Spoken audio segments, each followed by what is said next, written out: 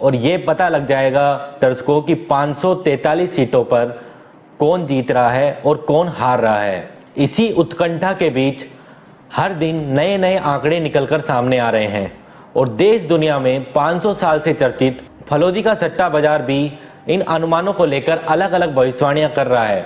अब फलोदी के सट्टा बाजार ने 11 ऐसी हॉट सीट के अनुमान जारी करे हैं जिसमें 10 बड़े बीजेपी नेता अपना चुनाव हार रहे हैं और एक बड़ा कांग्रेस लीडर अपना चुनाव हारता हुआ दिख रहा है। तो चलिए इस वीडियो में हम आपको उन 11 नेताओं के बारे में विस्तार से बताते हैं और बताते हैं कि वो कौन सी लोकसभा सीट से चुनाव लड़ रहे हैं और कैसी उनकी स्थिति इस बार चल रही है।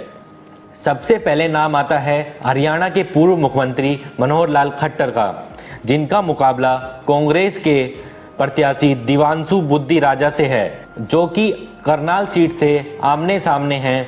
और इस बार फलोदी का सट्टा बाजार कह रहा है कि मनोहर लाल खट्टर जी का भाव 90 पैसे है। वहीं अगर कांग्रेस उम्मीदवार दिवांशु बुद्धि राजा का भाव की बात की जाए तो वो 80 पैसे है।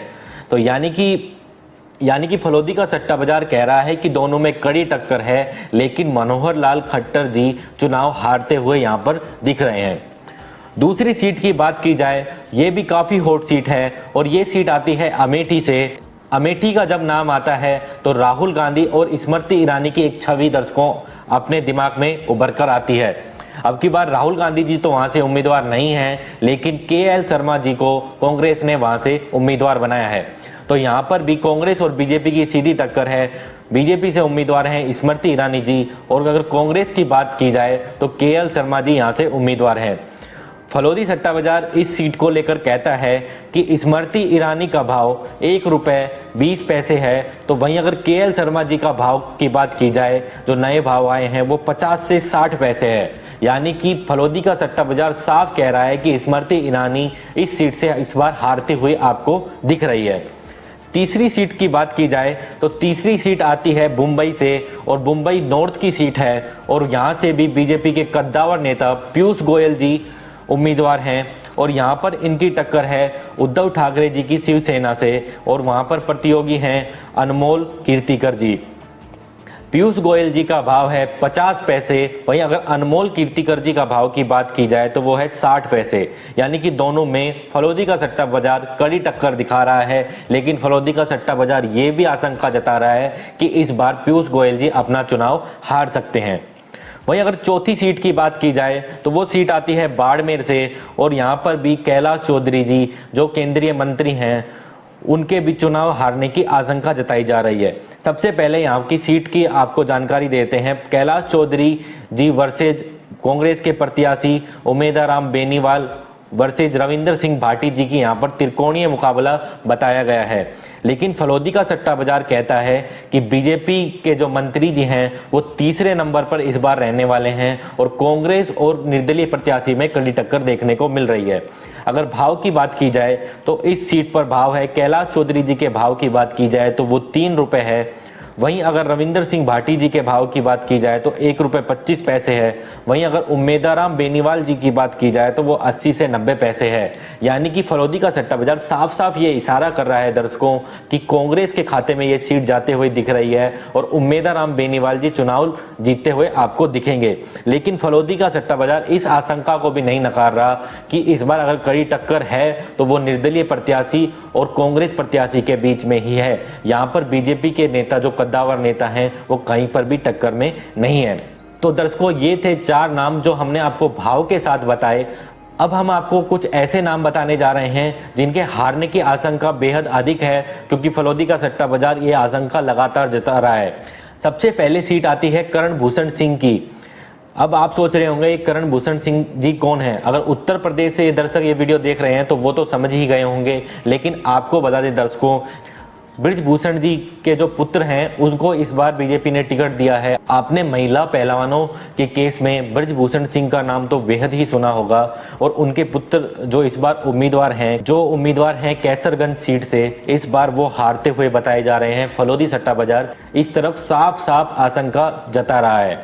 दूसरा नाम आता है महाराष्ट्र से और महाराष्ट्र के अमरावती से जो उम्मीदवार हैं नवनीत राणा जी, जो बीजेपी की कद्दावर नेता हैं और ये भी इस बार अपना चुनाव हारते हुए बताई गई हैं फलोदी सट्टा बाजार के आधार पर। वहीं इस लिस्ट में तीसरा नाम आता है निशिकांत दुबे का, जो झारखंड के राज्य की गोंडा सीट से उम्मीदवार हैं और फलोदी सट्टा बाजार कह रहा है कि इनका चुनाव भी काफ़ी कमज़ोर दिखाई दे रहा है इस बार और ये भी अपना चुनाव हार सकते हैं। वहीं अगर अगली सीट की मैं बात करूं तो वो भी आती है झारखंड से और ये है कुंती की सीट और यहाँ पर भी केंद्रीय मंत्री अर्जुन मुंडा जी खड़े हैं और उनका भी फलोदी सट्टा बाजार इशारा जता रहा है, यानी कि आशंका जता रहा है कि वो भी इस बार अपना चुनाव हार सकते हैं। अगली सीट आती है वेस्ट अरुणाचल से और यहाँ पर उम्मीदवार हैं किरण रिजिजू। किरण रिजिजू भी इस बार बताया गया है फलोदी के आधार पर आशंका जताई जा रही है कि वो अपना चुनाव हार सकते हैं। अगली सीट आती है मिर्जापुर यूपी से और वहां से उम्मीदवार हैं अनुप्रिया पटेल जी, जो भी बीजेपी की कद्दावर नेता हैं और उनका भी बताया गया है कि इस बार चुनाव हार सकते हैं। तो इस प्रकार दर्शकों, ये हुए बीजेपी के 10 ऐसे नेता जो इस बार अपना चुनाव हार सकते हैं। हमने वीडियो के इंट्रो में दर्शकों आपको बताया था कि हम आपको वीडियो के अंत में एक ऐसा नाम भी बताएंगे जो कांग्रेस के बड़े लीडर हैं, वो अपना चुनाव इस बार हार सकते हैं, तो उनका भी हम आपको नाम बताएंगे। तो वो नाम आता है पूर्व मुख्यमंत्री दिग्विजय सिंह जी का, जिनको दिग्गी राजा के नाम से भी पुकारा जाता है और कांग्रेस के बहुत बड़े लीडर हैं। फलोदी का सट्टा बाजार इस बार कह रहा है कि दिग्विजय सिंह जी अपना चुनाव हारेंगे और बीजेपी प्रत्याशी वहां से जीत हासिल करेगा। तो दर्शकों, ये थे ऐसे 11 कद्दावर नेताओं के नाम जो फलोदी सट्टा बाजार के आधार पर इस बार अपना चुनाव हारते हुए दिख रहे हैं। दर्शकों, आपको क्या लगता है कि ये 11 नाम इस बार चुनाव हारेंगे या नहीं? नीचे कमेंट बॉक्स खुला है, उसमें अपनी राय बताना ना भूलें। और हम आपसे अपील कर दें कि हम किसी भी प्रकार के सट्टा मार्केट को प्रमोट नहीं करते हैं और किसी भी प्रकार का आपको निवेश करने की भी सलाह नहीं देते हैं और इनकी खबरों की हम पुष्टि नहीं करते हैं।